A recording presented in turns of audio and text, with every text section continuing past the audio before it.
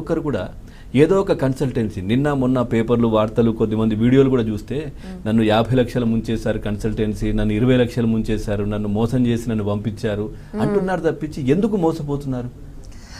అతిగా నమ్మడం వల్ల మోసపోతున్నారు. బ్లైండ్గా నమ్ముతారు. అమెరికా వెళ్తారంటే ఎంతైనా ఖర్చు పెట్టచ్చు, ఉన్న ఒక పొలం అమ్మేయచ్చు, ఇల్లు తాకట్టు పెట్టచ్చు. ఒకటి తర్వాత అడిగిన డాక్యుమెంట్లు అంతా కూడా అది ఇల్లీగల్ గా కూడా తీసుకొచ్చి ఇస్తూ ఉంటారు చాలా మంది. సో బేసికలీ పాయింట్ ఏంటంటే కన్సల్టెన్సీ దగ్గరికి వెళ్ళడం it's a matter of choice. వాళ్ళకి ఇంట్రెస్ట్ ఉంటే ఫ్యూచర్ ప్రాస్పెక్టివ్ స్టూడెంట్ వెళ్ళొచ్చు కన్సల్టెన్సీస్ దగ్గరికి. ప్రాబ్లం అక్కడ రాదు. డ్యూ డెలిజెన్స్ అంటే మనం చేయాల్సిన రీసెర్చ్ మనం చేయకుండా, అసలు ఎలా ఉంటుంది ప్రొసీజర్ కనుక్కోకుండా ఇచ్చేస్తే ఇలా అయిపోతుంది వాళ్ళు చెప్పడం, మనం నమ్మడం, డబ్బులు కట్టేయడం, అమెరికాకి వెళ్ళిపోయాడు బాబు పాప అని చెప్పి అన్నాం. తర్వాత లేదంటే ఎయిర్పోర్ట్ దగ్గర నుంచి మళ్ళీ రిటర్న్ వచ్చేది. అక్కడ చాలా మందిని పంపించారు గతంలో ట్రంప్ వచ్చినప్పుడు కూడా. ఎస్. సో కన్సల్టెన్సీస్ ద్వారా వెళ్ళేటప్పుడు కూడా, లేకపోతే మామూలు పర్సనల్ రీసెర్చ్ అప్పుడు కూడా యూనివర్సిటీ ర్యాంకింగ్స్ చూసుకోవాలి. అది జెన్యూన్ యూనివర్సిటీ కాదా చూసుకోవాలి.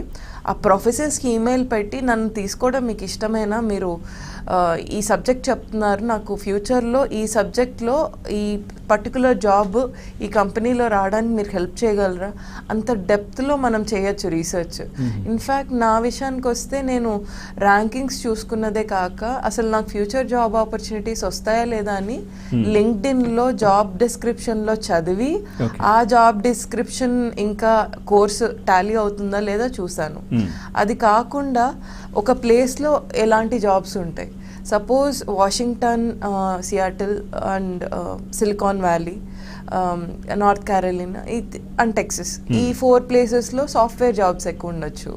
కానీ లాయర్స్కి న్యూయార్క్ ఆర్ అదర్వైజ్ కాలిఫోర్నియాలో లాస్ ఏంజల్స్ లేదా శాన్ ఫ్రాన్సిస్కో, ఇవి మంచి ప్లేసెస్ ప్రాక్టీస్ చేయడానికి.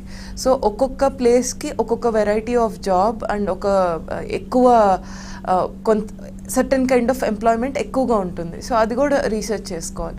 సో చాలామంది ఇవేవి చూసుకోరు. అడ్మిషన్ ప్రాసెస్ ఎలా ఉంటుందో కనీసం అర్థం కాదు. ట్రాన్స్క్రిప్ట్స్ ఎలా చేపియాలి యూనివర్సిటీ నుంచి. And saddest fact is Indian universities కూడా ట్రాన్స్క్రిప్ట్కి సీల్ పెట్టాలని కూడా వాళ్ళకి ఐడియా ఉండదు.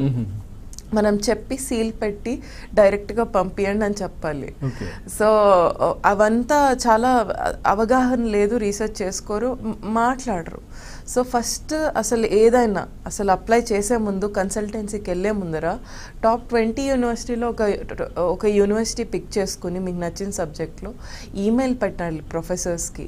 తీసుకుంటారా అని అడగాలి. ఇది నా ప్రొఫైల్ అని చెప్పాలి రెస్యూమే పంపించి.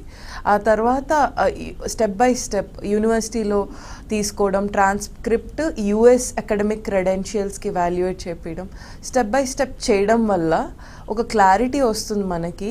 అడ్మిషన్ ఫీతో సహా రాయితీ పొందే అవకాశం ఉంటుంది. నేను ఒక హంబుల్ బ్యాక్గ్రౌండ్ నుంచి వస్తున్నాను, నాకు ఇది వేవ్ చేయండి అంటే చేస్తారు. అండ్ ఆల్సో స్కాలర్షిప్ కావాలి అంటే మాట్లాడచ్చు. ఇచ్చిన స్కాలర్షిప్ని కూడా నెగోషియేట్ చేయొచ్చు. మీకు కూడా మంచి స్కాలర్షిప్ వచ్చినట్టు. సో ఆ స్కాలర్షిప్ని కూడా నేను 2 యూనివర్సిటీస్, బాస్టన్ యూనివర్సిటీ వచ్చింది, లోయలాలో మ్యారిమౌంట్ యూనివర్సిటీ కూడా వచ్చింది, లాస్ ఏంజలస్ అండ్ బాస్టన్. ఈ 2 యూనివర్సిటీస్ కూడా టాప్ 20 ర్యాంకింగ్స్లోనే ఉన్నాయి. So what I did was ఇక్కడ వచ్చిందని అక్కడ వచ్చిందని ఇక్కడ చెప్పి నెగోషియేట్ చేసుకుంటే I came down to a very good number. So we can negotiate with them, ప్రొఫెసర్స్తో మాట్లాడచ్చు. స్కాలర్షిప్స్ అక్కడే యూనివర్సిటీలో ఉంటాయి. సో వాటికి సర్టెన్ అకాడమిక్ క్రెడెన్షియల్ కావాలి వైల్ స్టడీయింగ్. అది కూడా కనుక్కుని దాన్ని అచీవ్ చేయడానికి మన ప్రొఫైల్ బిల్డ్ చేసుకుంటూ ప్రొఫెసర్స్తో టచ్లో ఉంటే చాలా ఉపయోగపడుతుంది. అదేవిధంగా ఈ H1B వీసాలకు సంబంధించి అంటే అవే కాకుండా కొంచెం ఇబ్బందులు కూడా ఉన్నాయి. ఇప్పుడు ట్రంప్ వచ్చిన తర్వాత చాలా స్ట్రిక్ట్గా ఇవన్నీ ఉన్న పరిస్థితి కదా. ఇంకా ఏముంటాయి రావడానికి? ఏదో అంటుంటారు కదా, ఇంకా ఏంటి? So H1B lottery waste and F1 స్టూడెంట్గా వచ్చి ఒక 3 years ఉండొచ్చు. కానీ O1 వీసా అని ఒకటి ఉంటుంది, అంటే పర్సన్ ఆఫ్ ఎక్స్ట్రాడినరీ ఎబిలిటీ.